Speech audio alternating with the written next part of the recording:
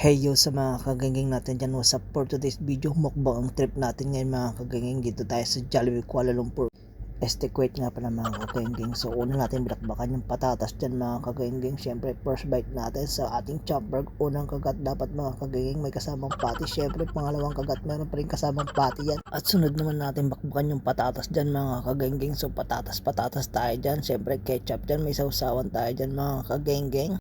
At pangatlong kagat dapat may pati pa rin dyan mga kagengeng, may kasama pang lettuce dyan at ganyang kasolid ang ating champ burger mga kagengeng. At pang-apat na kagat dapat may pati pa rin yan mga kagengeng, may kasama pang mayonnaise, may kasama pang kamot. Siyempre patatas tayo dyan, kamot ulit mga kagengeng. Siyempre pang-limang kagat natin may kasama ng kamatis, tas lingon-lingon sa kaliwat kanan mga kagengeng, baka may nanonood dyan. At siyempre pagtapos natin kumagat kailangan natin punasan ang ating gusto dyan, tas lingon-lingon tayo dyan. Dito tayo ngayon sa Abidjo's mga kagengeng food court. Siyempre solid na solid yung champ burger natin dyan mga kagengeng.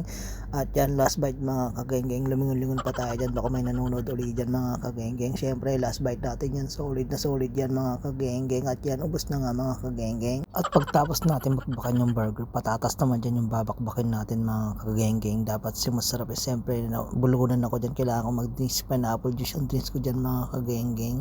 At may baon nga pala akong pinya dyan, so babakbakin ko rin ito mga kagengeng. So unang kagat natin medyo maasim mga kagengeng.